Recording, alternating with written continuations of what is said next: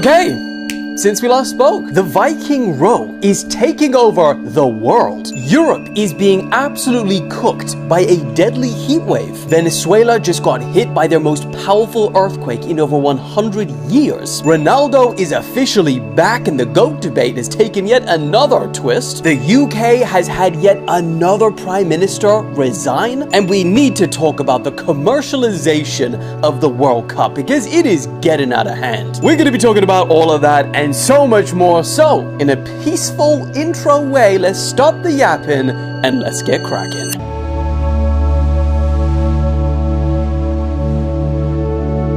Okay, a couple of little housekeeping notes. One, for all of the comments about the audio. That was not Alex's fault in the last episode. While I was doing my amazing intro, the mic thing got pulled out, which is why we did a boring intro today. It is not Alex's fault. Justice for Alex.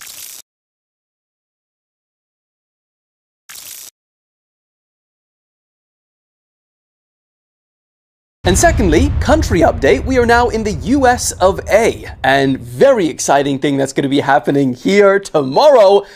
So you'll see it. You'll see it online. That's all I'm going to say. You're not even going to hear it from me first. You'll see it online before you hear it from me. All right, now we get into the news. And let's start with something I don't think any of us were ever expecting me to talk about today because, oh my lord, this World Cup is producing miracles. South Africa have actually made it through for the first time in their history to a World Cup knockout round.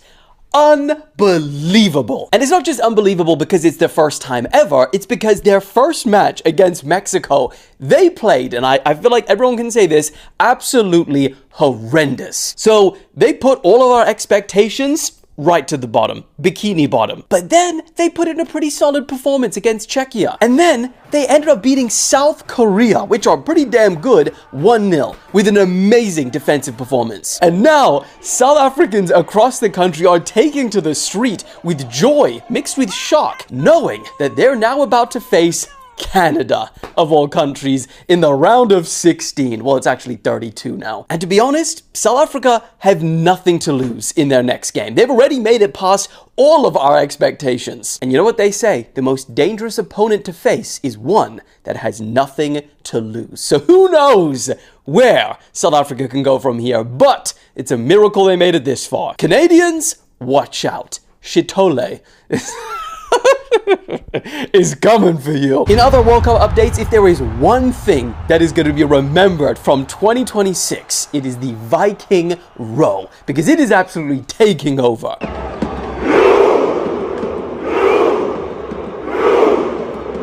fact, it's not just the Norwegian fans in the stadium anymore. It is everywhere. It is in the Norwegian parliament, retirement homes, kindergartens, no! Hospitals, no! Subways, no! Aeroplanes, no! Escalators, in the middle of the street.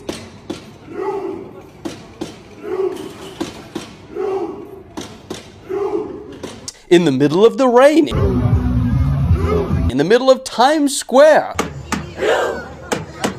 And now, of course, even on the pitch.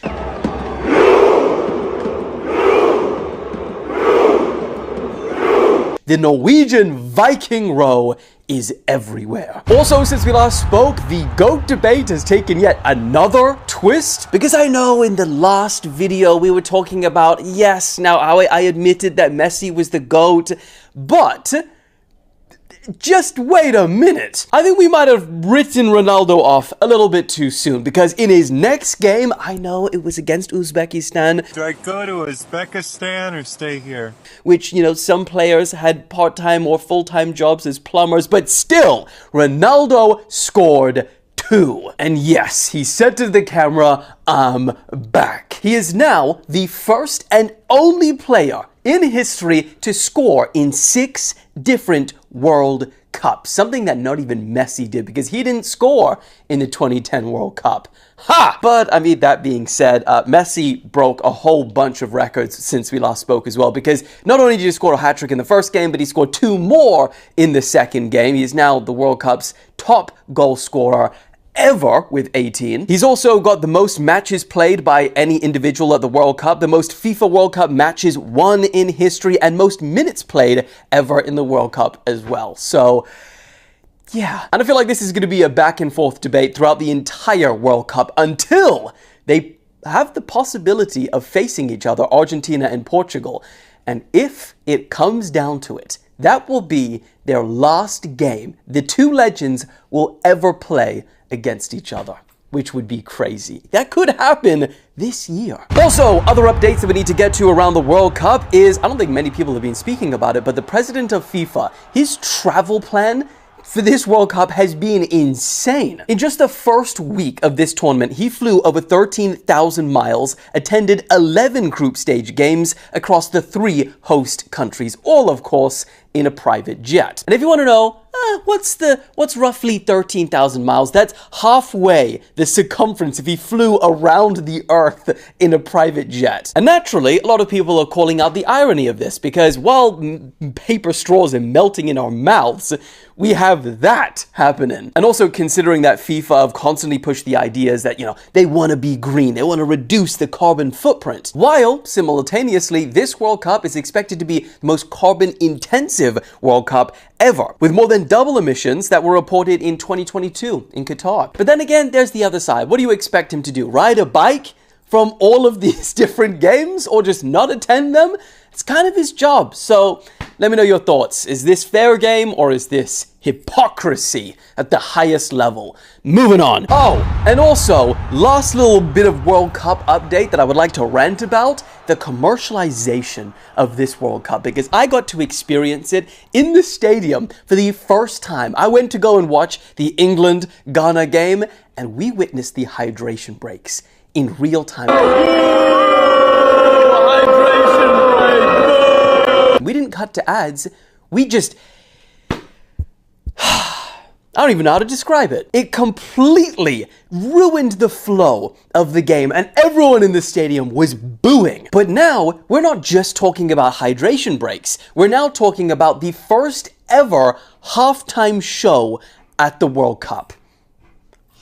Since when did we ask for this? So of course, this is FIFA's attempt to replicate the Super Bowl halftime show, which is like the biggest thing ever in America. And for the World Cup, it's going to include performances from the likes of BTS, Madonna, and Shakira. But the major problem is that similar to hydration breaks, how they kind of reorganize the actual playing time, this halftime show will be 30 minutes. A halftime is supposed to be 15 minutes.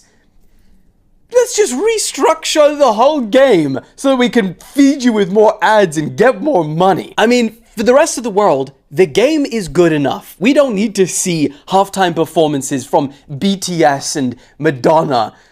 What? But now, there is an unexpected savior amongst us, because we're hearing reports that the BBC are considering not broadcasting this halftime show. Considering is the key word. Instead, they would continue with their traditional approach of having pundits analyze the first half, like it should be. Now, this hasn't been officially confirmed by the BBC if they're going to do this or not, but if they do, well bloody done. Because if this is just allowed to kind of, go on through, then you know what precedent this sets for World Cups for the rest of eternity? Next World Cup is going to be a 45-minute halftime show. 3 hydration breaks per game. Sorry, I feel like I'm ranting on this one a little bit too much, but we're passionate about this subject. Let me know what you guys think in the comments. Let's speak out against halftime shows and hydration breaks. God damn it, moving on. Okay, on to news that is not related to the World Cup, and this first story is truly astonishing. Up to 100,000 people are feared to have died yesterday, according to the US Geological Survey. And what's strange is that when you go online, hardly anyone is even talking about it. There's some videos out there and, people are reporting on it, and it's got like 10K views. This is huge. So just in case you haven't heard, Venezuela yesterday was hit by not one, but two huge earthquakes within seconds of each other.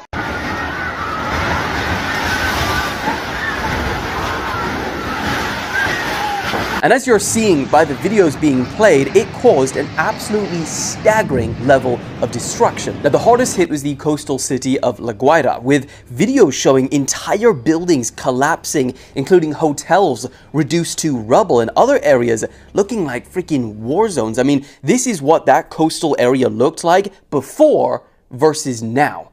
That is astonishing. In fact, there were even fishermen that caught this moment all going down while they were looking back at the shore as these plumes of dust you can see rising in the air from all of the collapsing buildings. Now, it turns out that the second quake that they were hit with, one was 7.2, the other was 7.5. It became their most powerful tremor to hit the country in over 100 years, according to USGS. And while the current death toll as of recording is still in the hundreds, the USGS also say that based on similar incidents in the past, there is a 44% chance that the death toll could hit up to 10,000 people and a 30% chance it could reach up to 100,000. Now, this is because the enormous amount of damage that this earthquake has caused, but also because this actually happened while Venezuela was celebrating a national holiday, meaning more people would have been inside these buildings than usual.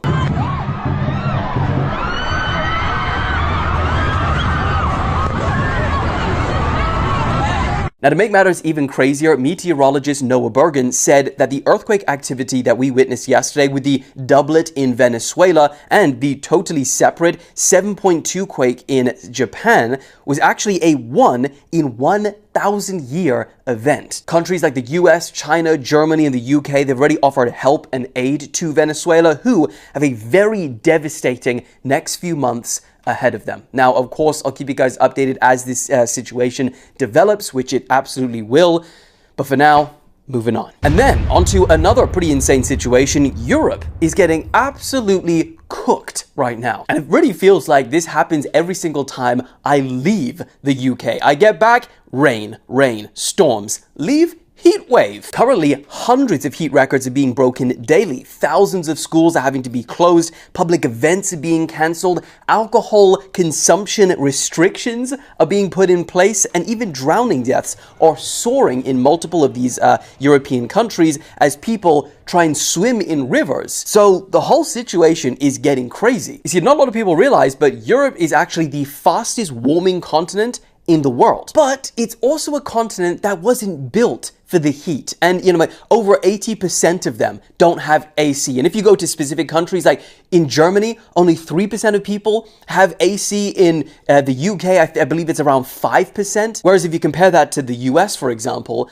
over 90% of people have AC. And so when the summertime hits and each one seemingly becoming hotter than the last, it gets pretty brutal fast. So as of recording, France, they had their hottest day on record at a national scale. And along with over half of the country being placed on red alert, 135 absolute records were broken in one single day. Over in the UK, temperatures hit 34.6, ushering in a whole load of measures to cope, like reduced rail speeds. They had to cancel appointments in hospital. Thousands of schools closed across southern England and Wales. They banned the use of hose pipes. And they're expecting over the next 2 days, probably as you're watching this, for some areas to reach up to 40 degrees. Also in the UK, a red heat health alert was issued indicating a risk to life even for the healthy population. Over in Germany, several people have also drowned over the weekend. Spain's National Weather Agency, they warned of serious, even extraordinary danger. And Italy's health ministry declared a red heat wave alert for 15 cities. And this is happening in Greece and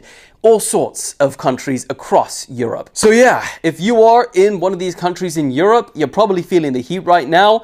But for now, moving on. Also, talking about the UK, some pretty major news came out of there this week as well. Keir Starmer actually resigned as the UK's Prime Minister, which is something that is being questioned. Is he going to do it for months, maybe even a year now? I will resign as leader of the Labour Party. I have spoken to His Majesty the King this morning to inform him of my decision. I shall spend more time on the most important job. being the best husband I can to my fantastic wife, Vic, who has been a rock by my side through good times and bad. But yes, this time it actually happened, and we saw yet another British Prime Minister come and go. I mean, he was supposed to be in for at least another 3 years. So another Prime Minister cut short. In fact, when the UK gets a new Prime Minister, that will be their 6th in the last 10 years, which is completely not normal. So for context, the previous 7 prime ministers before this 10 years of insanity, they lasted over 40 years. So if you count back 7 prime ministers before this last 10 years, that takes us back to Harold Wilson in 1976. So you're probably wondering, why the hell has this happened yet again? Well, in short, Keir Starmer, he has had some of the lowest public approval ratings of a prime minister in modern history.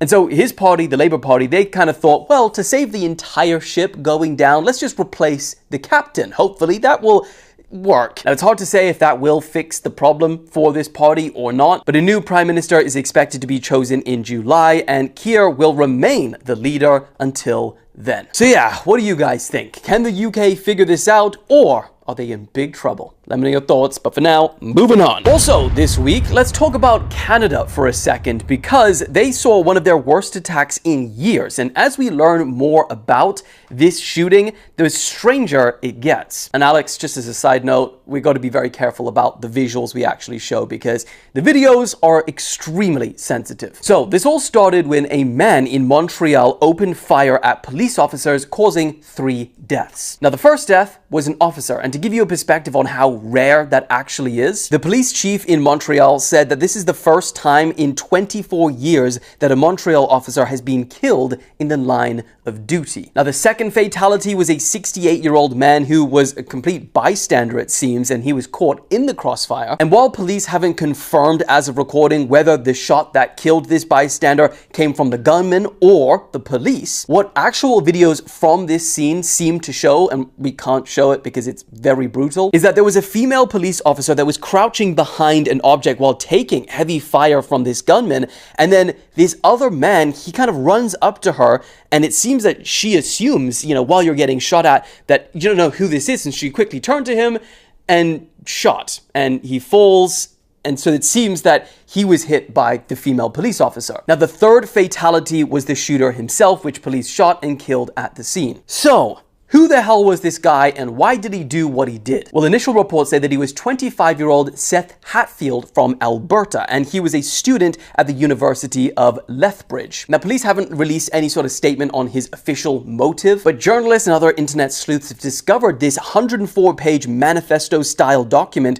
that's reportedly tied to him. And according to the BBC, they say that it is packed with misogynistic, anti-capitalist, and anti-government messaging, plus rants against Zionism, law enforcement, feminism, and how much he hated the porn industry. Which is exactly where things get a little bit crazy, because some strange details on those notes are starting to emerge. The first is that this attack happened in a neighborhood with a large Jewish community. So some have raised real concerns that this was an attack of anti-Semitism. The second strange detail, that the shooting location was right outside the headquarters of ALO. That is apparently the company that owns the likes of The Hub. Yeah, I know, it's pretty wild. The investigation is still ongoing, so we don't have a lot of confirmed details, but of course, I'll keep you guys updated. Moving on! Also, since we last spoke, you know, the dating game, how to meet your partner. It's become a real hard game, I hear. Well, so hard that cops in Ottawa, they've kind of found their own way to get around it, and it's not with the use of dating apps anymore. So the police chief from Ottawa has had to send out a video message condemning some of the police officers